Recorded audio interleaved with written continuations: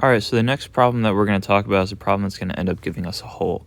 So the first thing we do whenever we look at any function is we want to see if there's a way we can rewrite it that would make the function easier to deal with and easier to look at.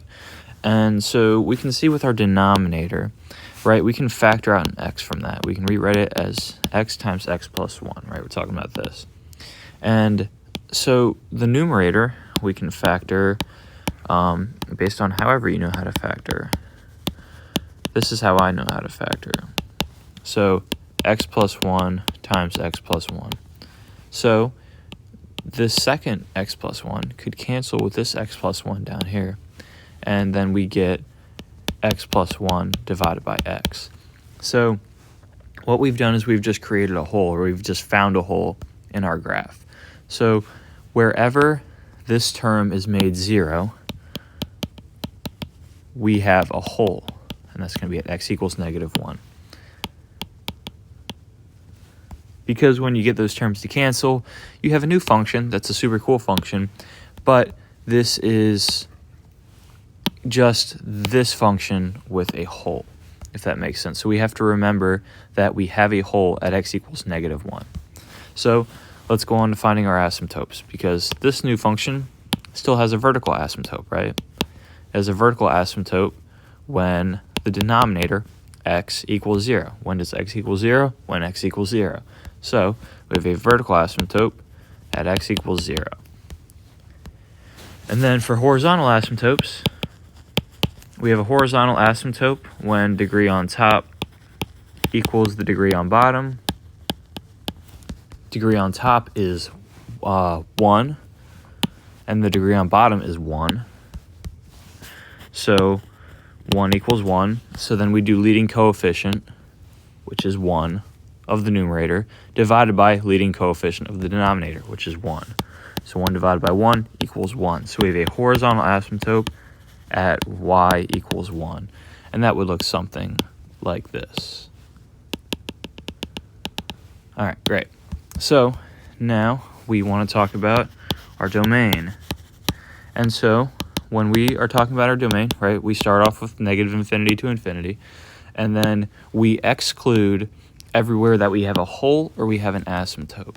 Our first hole is at -1, so let's exclude that. So we go from all the way from -infinity to -1 with no issues, and then from -1 to 0, because we have a vertical asymptote at x equals 0. So from -1 to 0, we are defined, and then from 0 to infinity, we are defined. So we're just excluding our asymptote, our vertical asymptote, sorry. We are excluding our vertical asymptote and our hole from our domain. So now the last thing we want to talk about is the intercepts. Let's start with our x-intercepts. X-intercepts you get from setting the whole thing equal to 0. So when we set x plus 1 over x equal to 0, we can multiply both sides by x, get x plus 1 equals 0, so x equals -1. So we have an x-intercept at x equals -1. So, but there's an issue, because we have an x-intercept at x equals -1, and we also have a hole at x equals -1. So if that's going to mean our graph is something like this. Say it's coming up, up, up, up, up. Then we have a hole, and it continues up, up, up. We never actually touch the x-axis because we have a hole there. So we have to get rid of this x-intercept, because it's not an x-intercept, it's a hole where an x-intercept is supposed to be. So we have no x-intercepts.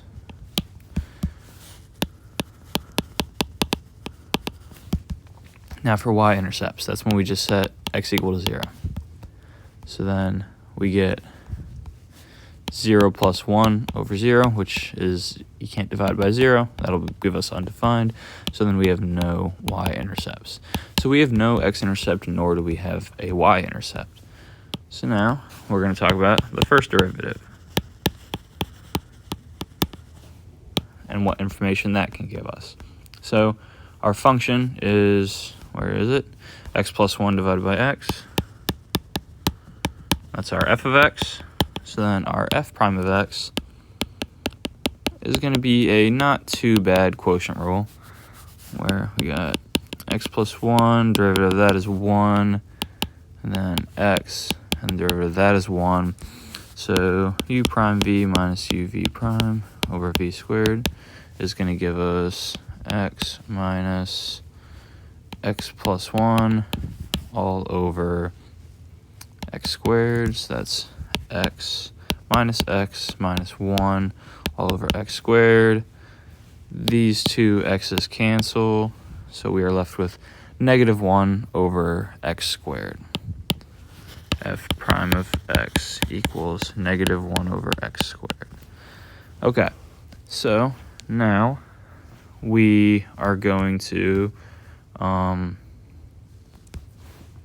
see what this can give us. And we always want to make a sign chart with this, right?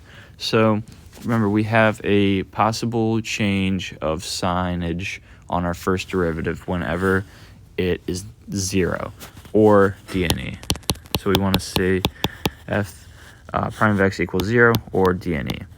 So it's going to equal 0 when our numerator equals 0, but our numerator is always 1, so we can never have our numerator equal 0. So we're going to have to be looking for just where it's dne, and that's going to happen when our denominator equals 0. So we set x squared equal to 0, and that happens at x equals 0, so we put that on our sign chart. So now we want to check the signs on either side of that. So to the left of it, if we plug in a negative number here, it's going to get squared and become a positive number. And then this positive number is going to be multiplied by this negative number, and we're going to get a negative. Out here, if we plug in a positive number, we square it and it becomes a positive number, and that positive times that negative becomes a negative. So this is our sign chart, and that means we are increasing never. If we have no positives in our sign chart, we are never increasing.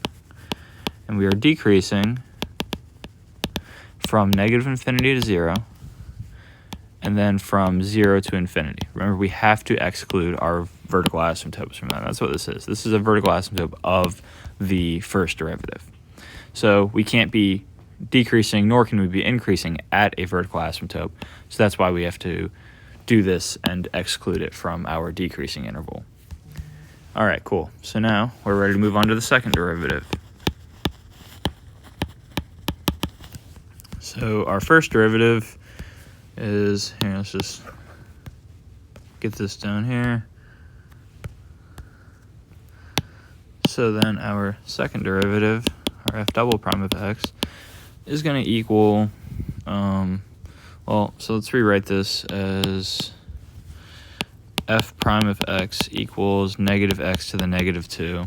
So then our f prime of x is just a simple little power rule where we get 2x to the negative 3, and we can rewrite that as 2 over x cubed. All right, so this is our second derivative. So we want to make a sign chart for this. And again, our numerator is never going to equal 0. And our denominator equals 0 when x to the 3 equals 0. And that's going to happen at 0, right? So then that's the only point on our sign chart. Remember, this is a vertical asymptote of the second derivative. So we can't have an inflection point there. So we can actually right off the bat say no inflection point.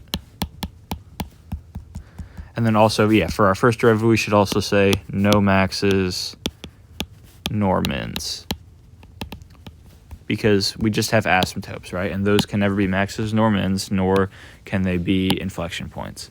So we got no inflection points and no maxes nor mins. All right, let's continue with our sign chart, because we still need the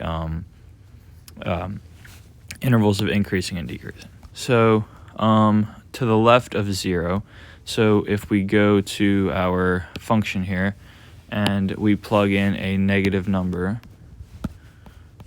we get a negative number, right? Because it's just a negative number times, I guess the numerator is a positive number. So we just get a negative. And then if we plug in a positive number, something to the right of 0, we just get a positive number times a positive number which is a positive number. So this is what our second derivative is going to look like. So we can say we are concave up on 0 to infinity, and we are concave down on negative infinity all the way up to 0. So, okay, great. So now we've compiled all our information, and we are ready to graph.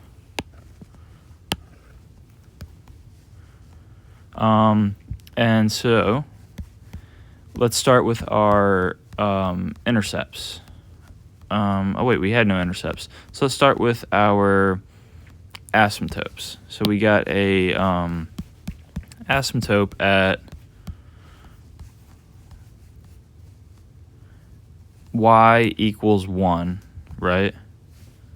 We got an asymptote at y equals 1. So let's mark that.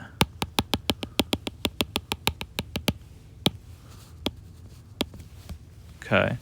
And then we have no maxes, nor do we have mins. We know we have a hole where our x-intercept is supposed to be at -1. So we know we've got a hole here. We know we never touch the x-axis. So, and we know we have a vertical asymptote. Where's our vertical asymptotes? We got a vertical asymptote at x equals 0. That makes sense why we don't touch the x-axis.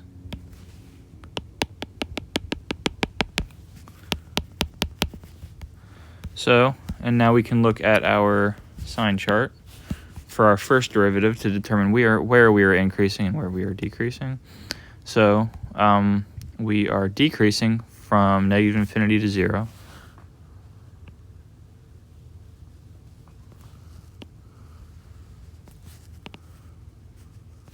And so then we are decreasing from 0 to infinity. And so this is what our final graph is going to end up looking like.